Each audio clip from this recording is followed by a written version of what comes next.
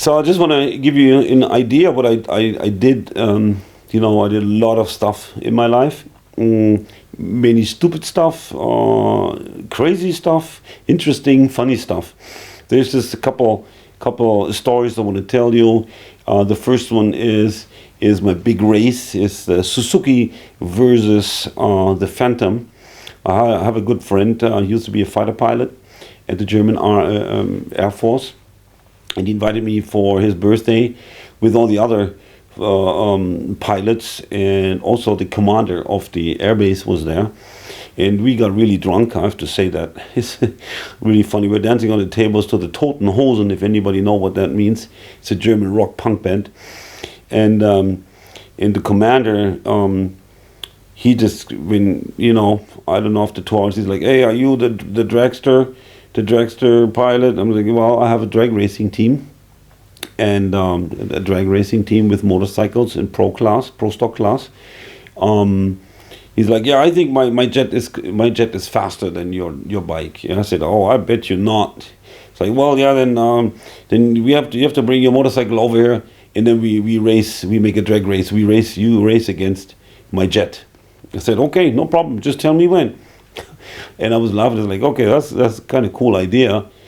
After Rammstein, German Air Force and everything is just very uptight and secure, and I didn't really believe. It's like 2 months later, the SFO, the flight security officer from the airbase, calls me. He's like, yeah, I don't know who you are, but you have to come up here, and we have to walk the landing strip and talk about the event. I'm like, what kind of event? Well, yeah, you're racing against our jet, so we need to, we have to set this up. I'm like, oh my goodness, really? So that was so amazing that he kept his word.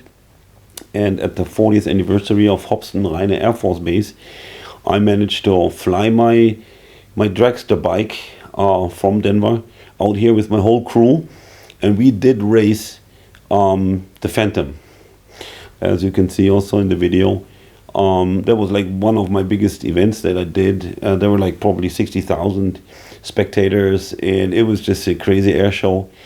That was a really, really awesome event that we did.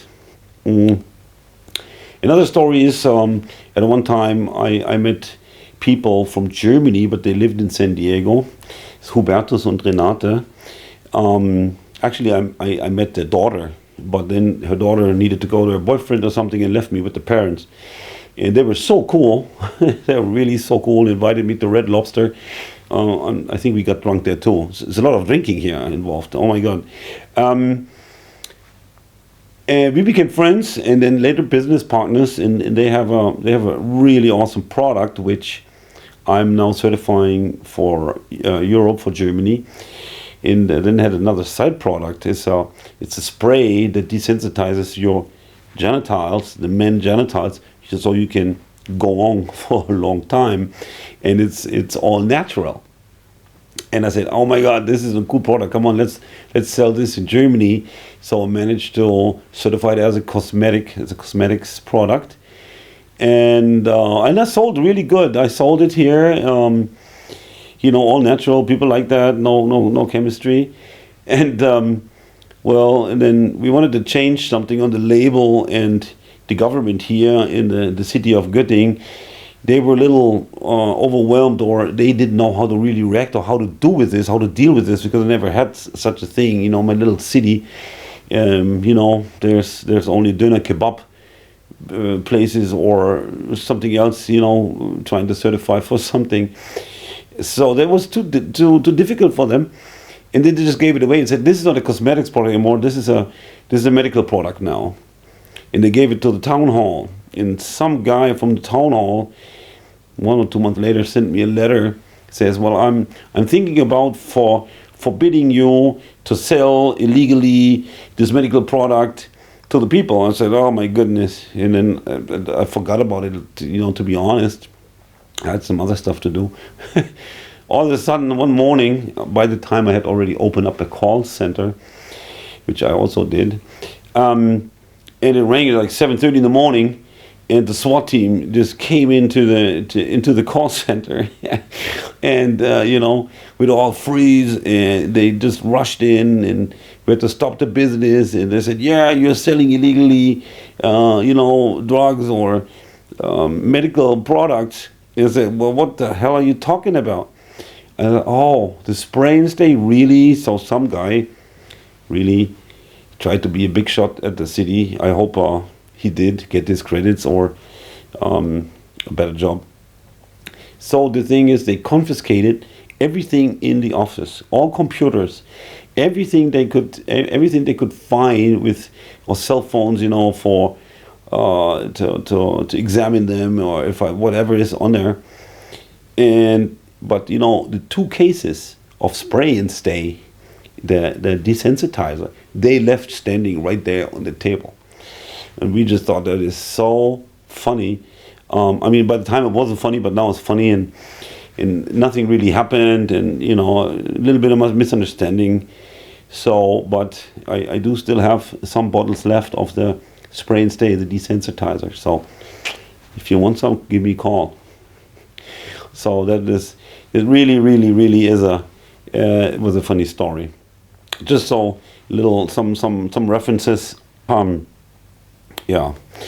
So just to give you an idea what I did and that I can do that. I made a lot of music, some CDs. This one project also was funny. We took a porn star, a male porn star, let him sing, in a little recording studio in my city, and we just wanted to bring out this. It's called Doggy Style, but the kids loved it because they totally misunderstood what we were singing about, and it kind of sounds, it's like a Schlager. It's just a certain kind of country music that, compared to country in the US. So and we mixed it actually on a very famous mixing table from an old star, with a producer that produced like 1 or 2 major worldwide #1 hits. And we had so much fun. We went in there because it's just the people come from so different backgrounds, and it was so funny, and everything just was so cool. So we just brought out this CD, Connie Dark's Doggy Style. And I do still have a couple of cartons left. So if you want a CD, give me a call or write me an email, and you get a signed copy. So yeah, that's about, and then there's one more story that I'm pretty proud of too. Is when I had some Americans over from the US, and they're staying with me, and they wanted to go, to the Reeperbahn, and I said, this is 3 hours away from my city, you can't do this here. And then one guy said at the computer, well, in the computer you have 24/7 sex you can have on the screen. And then I said, that's right. So I was thinking about that for a long time, and then I invented the first vagina to be controlled over the internet into different countries. So you have to imagine, so your girlfriend is living in Los Angeles, and I'm living in Germany. I can control the vibration of the dildo in Los Angeles, and simultaneously she can control the vibration of the vagina I have here overseas through the internet, and you can see each other. So that was pretty much my invention. And we built prototypes. We found an investor for this. Also, I wasn't satisfied enough with only the control function. I wanted to